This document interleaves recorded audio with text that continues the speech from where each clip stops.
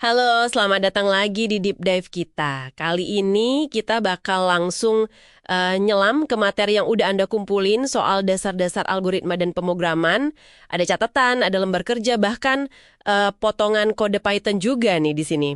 Tujuan kita hari ini simple aja.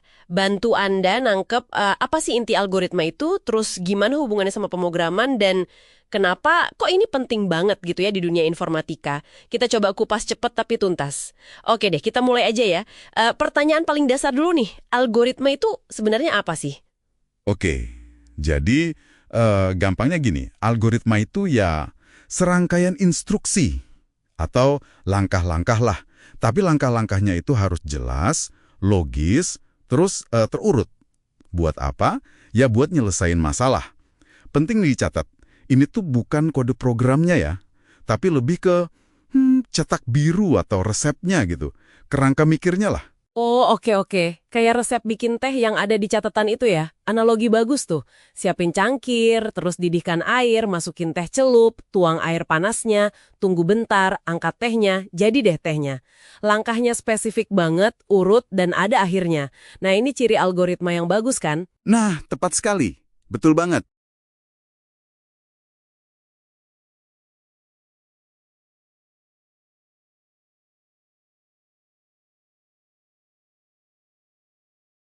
Betul banget. Terus, pemrograman itu, prosesnya.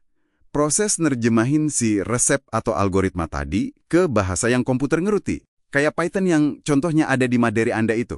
Yang menarik, di sini tuh hubungannya keduanya deket banget tapi beda. Algoritma nentuin apa yang harus dilakuin. Logikanya gitu. Kalau pemrograman, itu nentuin gimana caranya. Implementasinya di kode. Jadi kalau algoritmanya udah keliru, misalnya urutannya salah atau logikanya ngaco, ya pasti programnya salah. Secanggih apapun kodenya ditulis, tetap aja outputnya bakal salah. Misalnya nih, algoritma kasir salah ngitung diskon, ya programnya bakal terus-terusan salah ngasih harga, gitu. Nggak peduli kodenya rapi atau enggak. Iya ya, kebayang. Paham. Coba kita lihat contoh praktisnya deh dari lembar kerja itu.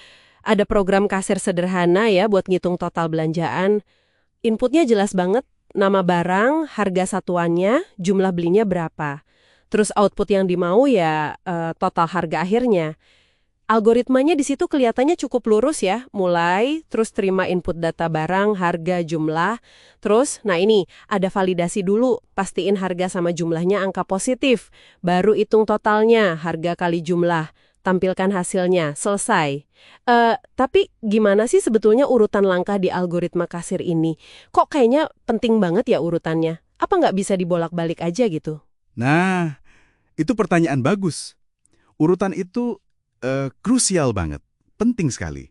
Kita kan nggak bisa ngitung total harga kalau belum tahu jumlah barangnya berapa sama harga satuannya berapa, ya kan? Oh iya benar juga ya. Terus, validasi input, itu juga pentingnya di awal.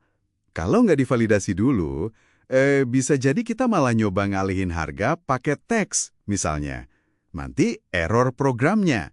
Jadi urutan yang logis itu mastiin prosesnya jalan benar dan hasilnya sesuai harapan.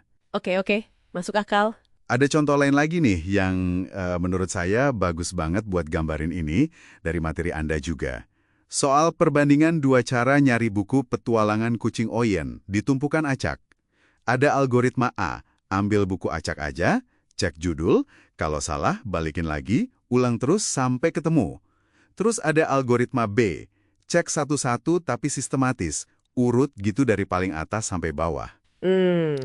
Iya ya, kebayang bedanya. Nah, dari deskripsinya aja udah kelihatan kan ya, algoritma B itu jelas jauh lebih bisa diandelin. Lebih efisien lah.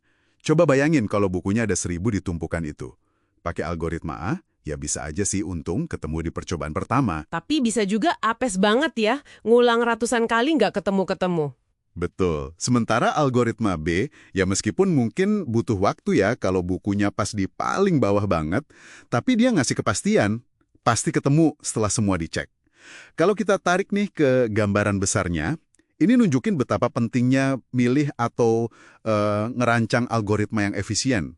Apalagi dalam software development, pas kita ngadepin data yang gede banget, pendekatan yang sistematis seringkali jauh lebih unggul daripada untung-untungan. Oke, jadi kalau ditarik benang merahnya nih ya, dari pemahaman saya, algoritma itu kayak peta jalan gitu ya, buat mecahin masalah pakai langkah-langkah logis.